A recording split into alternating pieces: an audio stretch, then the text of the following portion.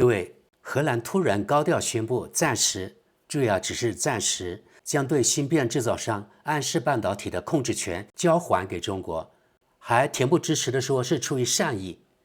看到善意这个词我就恼火，荷兰海盗真的太不要脸了，中方绝不能手软，继续狠狠拿捏这个荷兰海盗。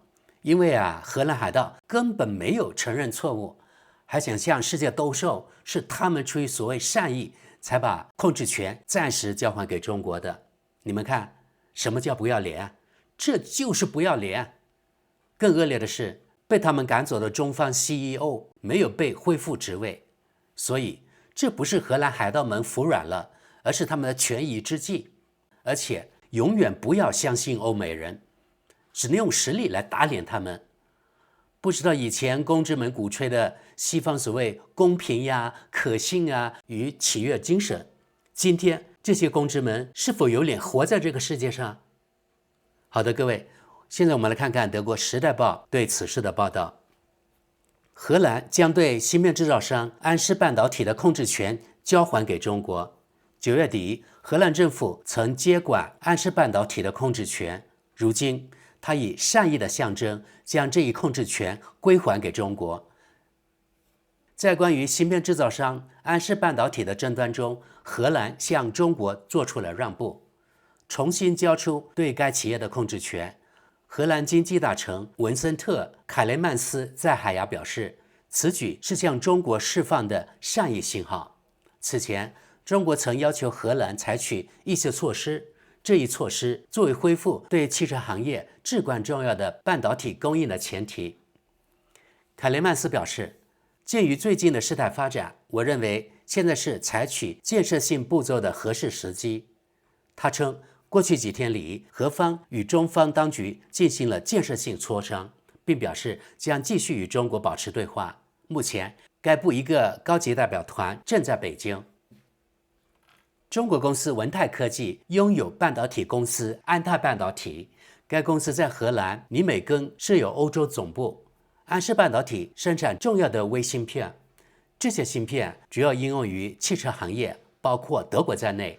虽然安氏半导体的芯片在欧洲生产，但通常会被运往中国进行进一步加工，然后再重新出口至欧洲客户。荷兰政府担忧文泰科技可能将欧洲的技术和生产知识转移至中国，因此前经济大臣安德里安森根据一项首次启用的1952年紧急法案，接管了安氏半导体的控制权。中国随即对此作出反应，对安氏半导体的产品实施出口禁令，导致汽车行业供应链承压，汽车零部件供应商一度出现电子元件供应短缺。11月初，中国政府表示愿意对部分芯片给予豁免，企业因此重新获得了所需的半导体元件。好的，各位，德国电视1台以及电视2台对此事均进行了报道，其中德国电视2台还提到以下一些东西，我们来看看。仍然保留对政府部门的信息通报义务。该经济大臣的决定并不意味着此前的被下课的中国企业高管团队将重新上任。根据该大臣致议会的一封详细信函，临时管理团队将继续留任。此后也可明确，该公司仍需向经济部履行信息通报义务。该大臣写道，安氏半导体公司必须向我通报其各设施之间生产设施与知识的转移情况。安氏半导体涉嫌管理不善，该经济大臣还强调，他的决定独立于司法程序。在该经济大臣介入后不久，因公司董事会成员的申请，经济法院也对安氏半导体采取了行动。法院以涉嫌管理不善以及危害安氏集团资金安全为由，暂停了该公司中国籍首席执行官的职务，并任命了一个临时董事会。如果指控被证实，法院可采取最终措施，例如解除董事会成员的职务。好了，现在来看看一些网民评论，他们到底是支持荷兰抢夺中国公司，还是反对呢？第一条评论：荷兰将对安氏半导体的控制权交还给中国，是正确的决定，供应链必须保持稳定与可靠。我们看这位网民的跟帖，人啊，有时也必须承认错误。继续往下，善意的象征？不，这仅仅是对掠夺成果的补偿与归还。德国只是点评，根本就没有什么补偿，只是暂时归还而已，所以这远远还不够啊。好，继续往下。很简单，将安氏半导体的控制权归还给其所有者，清楚地表明了谁是厨师，谁是服务员。下一则，我直白地翻译一下，在与经济巨头中国的力量较量中，欧盟和荷兰试图用制裁等惯用的不公平手段施压，结果如预期般败下阵来。继续往下，作为善意的象征，这话真是可笑至极呀！当然，荷兰乃至欧盟已经彻底向中国低头了。中国可不会在没有任何对等回报的情况下轻松放行稀土出口，这可是他们目前最强的施压工具。咱们看跟帖，如果稀土供应出现中断，人们也完全可以把一家芯片制造商当作谈判筹码扣押，这同样是一种解读，一手洗另一手而已。我们继续看跟帖吧。中国这一施压手段是对美国封锁芯片对华出口的回应。特朗普政府在第一任期发动对华贸易战，在第二任期又加征关税，意图遏制中国的发展步伐。欧洲企业不得不被迫跟进，即便他们并不情愿。欧洲在这方面根本谈不上主权独立。继续往下，欧洲政治人物今后应仔细权衡哪些来自美国的指令值得执行，那些会把欧洲拖入深渊的，或许就别听了。看跟帖，要么足够强大，无需向任何人屈服，要么就必须与美国或中国达成妥协。倾向于中国，从长远来看，这是否明智呢？继续跟帖，如果我们向美国屈服，中国就不再供应战略重要物资。如果我们向中国屈服，美国就不再为我们提供防御，这正是无原则的全球化彻底成功的体现。市场，欧洲尤其是德国，干脆否定了市场之外还存在地缘政治与权力战略的利益与参与者。几十年前就已经有人发出警告，但这些警告被斥为守旧过时。如今我们陷入两难境地，无论做什么都不得不承受不愉快的后果，我们大概永远学不会战略思维。再往下，上面那位网友说，欧洲不需要美国来保卫我们，我们自己完全有能力做到。不妨先了解一下实际的军事力量对比。然后呢，这位网友怼他，此外，你真以为美国会从欧洲撤军，或者在关键时刻会放弃其欧洲附庸和资产？于是这位网友一针见血地指出，这才是本周最大的笑话。既然如此，那欧洲人为何自2022年2月24日以来一直瑟瑟发抖地躲在美军后面，做尽一切，真的是一切，5%的北约军费承诺，对特朗普卑躬屈膝，照搬拜登设计的制裁，眼睁睁地看着自家管道被炸，唯唯诺诺地喊 Yes sir 等等，只是为了哄美国别撤走核保护伞，并一遍遍祈求万一出事至少会站在我们这边的保证。欧洲不过是 GDP 装腔作势者罢了，仅此而已。没有美国，他们连一件武器都没能真正交付，一旦真到了紧要关头，他们就彻底完蛋了。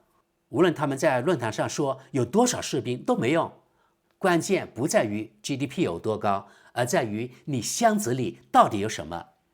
欧洲在太空有存在感吗？能拦截洲际导弹或中程导弹吗？没有美国，北约不过就是汉莎同盟或毫无实力的小国集团罢了。怎么看跟帖？你真以为欧洲有能力做到吗？你没看过白宫里的那一幕吗？一场阿谀奉承特朗普的狂欢。再往下，在欧洲甚至在德国生产电子芯片不具备竞争力，成本太高。但若由中国主导和拥有，情况就不同了。会不会所谓成本太高，并非源于工资水平，也不是因为法律框架、环保要求或报告义务，而是源于管理本身？下一则，美国已于2024年12月将由文泰科技创办的安氏半导体母公司文泰科技列入不可靠实体清单，禁止其从美国获取任何商品、技术或软件，极大阻碍了其业务运营。根据50%规则，安氏半导体也即将不可避免地受到牵连。自2023年以来，海牙、安氏半导体和文泰科技本就已着手推动该公司欧洲化，即将其转变为一家荷兰企业。显然，中国方面的影响力，文泰科技于2019年从一个财团手中收购了原属飞利浦的安氏半导体，引发了安全顾虑，并持续对该公司形象造成负面影响。例如，2023年，时任德国经济部长罗伯特·哈贝克取消了对安氏半导体汉堡工程的一项计划补贴，理由正是其与中国的关系。继续往下，这里清楚地表明，市场并非始终是最有效的经济模式。中国已经学会，尤其是通过特朗普的第一个任期，认识到必须系统性的应对来自西方的压力，并在相对较短的时间内出色地掌握了这一能力，而欧盟却对此无法对美国的肆意妄为做出有效回应。我们在此也应自问，在哪些情况下政府干预优于完全依赖市场机制？这可能体现在内政方面，或体现在对外政策上，放弃对自由贸易的无条件信任，例如通过引入本地含量要求。当然，在气候政策方面也是如此。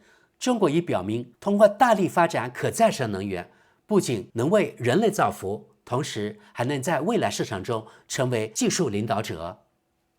再往下，又彻底搞砸了。这一切到底是为了什么？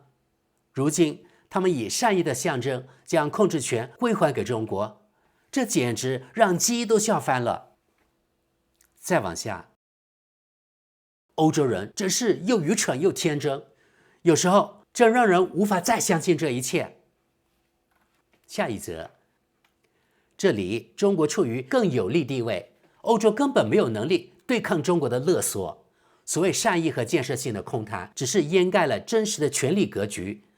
荷兰手中唯一能拿得出手的，不过是一部1952年的国家法律，这又怎能令中国有所顾忌？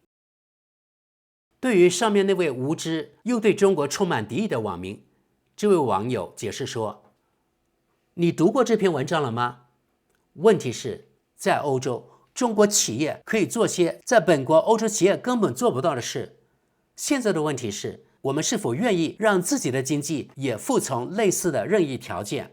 否则，干脆别选最便宜的封装厂商就是了。”我们看这位也跟帖说，显然是西方率先开始施加勒索的。早在几年前，由美国推动的西方就强制实施了对最新一代阿斯麦光刻机的出口禁令。没有这些设备，中国就无法生产高性能芯片。接下来是出台部分荒谬的关税，但显然这对美国来说仍不够。他们进一步施压荷兰政府，事实上非法没收了安氏半导体的控制权。面对这些西方的压制手段，中国才做出回应，那就是限制稀土出口，大幅削减芯片供应。除此之外，中国还能如何应对西方的制裁与勒索？论坛里经常有人歪曲事实，还有大约30多家中国企业，例如华为，也遭到西方的制裁和抵制。这位网友站出来说中国的勒索扭曲了现实，更准确的说法应该是中国对欧洲的勒索及窃取做出了回应。是的，承认错误有时确实令人欣慰。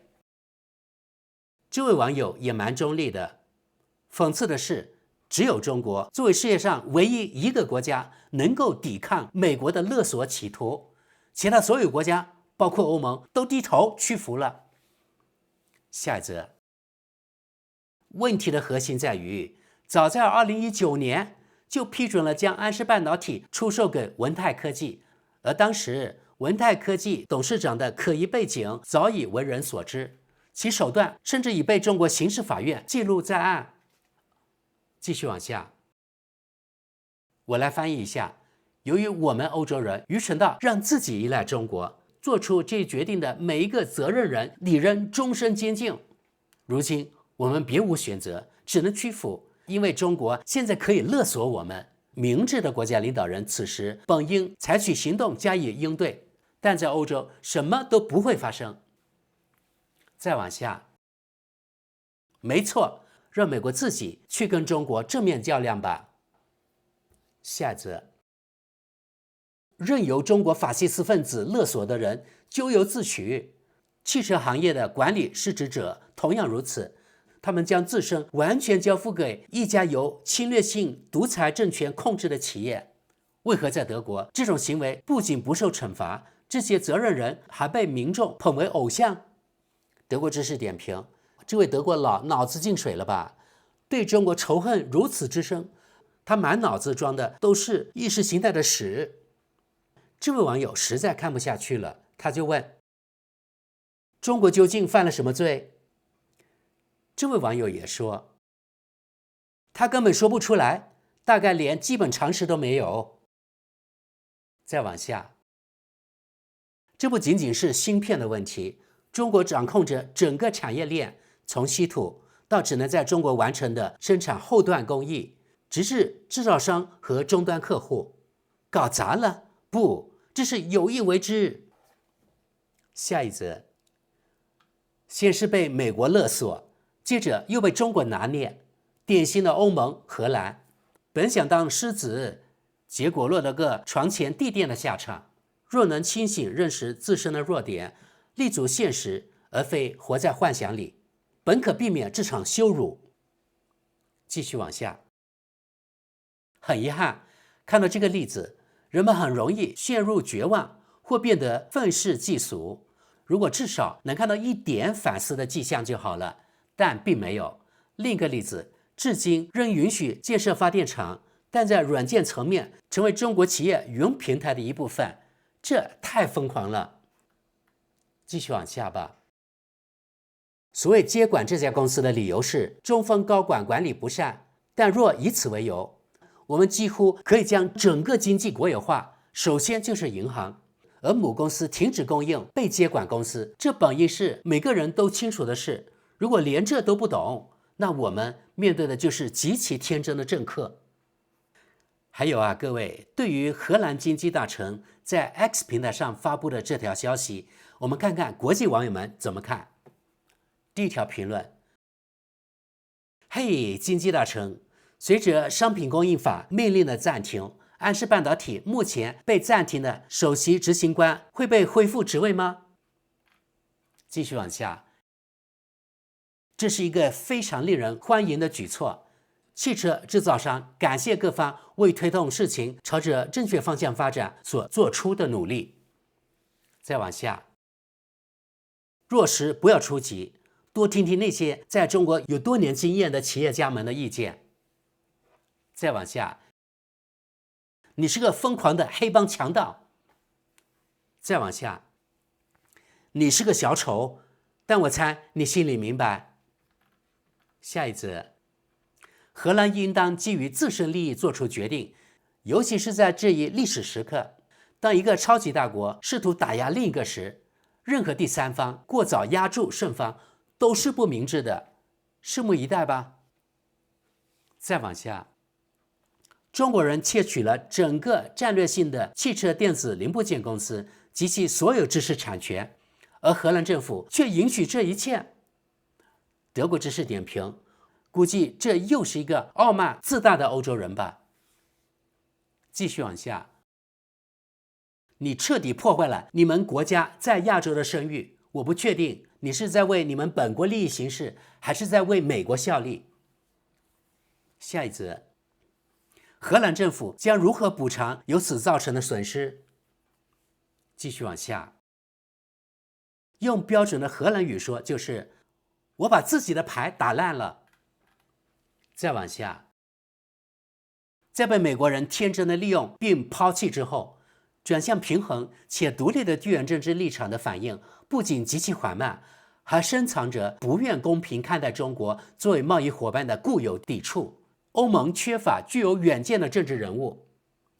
下一则，我怀疑，除非撤销错误的法院裁决，例如恢复中国首席执行官职务，将所有权和控制权归还给文泰科技，并提供适当赔偿，否则这个问题无法得到解决。继续往下，此案中所谓法院的独立性显然是一场幻象。看看裁决的空前迅速，未遵循正当程序，未听取首席执行官意见等等等等，我非常确定荷兰政府事先已与安氏半导体管理层，甚至可能与法院进行了协调。下一则，干得好，伙计，你一个人就摧毁了整个西方汽车工业，这真是了不起的成就。朋友们，这当然是讽刺的啊。继续往下，将此视为善意的举动，天哪，他根本一无所知，请让这个人辞职吧。再往下，说白了，这就是一种冗长的表达方式，意指你们在一场自作自受的灾难中彻底崩盘。荷兰数百年来与亚洲只有不对称的殖民关系，这一点暴露无遗。我们如今都看到了你们粗鲁丑陋的真面目，真是耻辱。下一则，你犯了初学者的错误，现在却试图把撤退包装成胜利。好，我们看最后一条评论。你们所做的一切不仅对欧盟及其合作伙伴有害，更是对我们在长期以来所坚持的公平、可信与契约精神的背叛。我必须问一问，你到底为谁效力？肯定不是为欧洲。好的，各位，大家可能也发现了，德国有部分人，只是小部分人，出于对中国的厌恶，不管事实真相，就觉得荷兰做得对，反而是国际网友几乎没有一个挺荷兰的，都在咒骂荷兰海盗背叛了公平、可信与契约精神。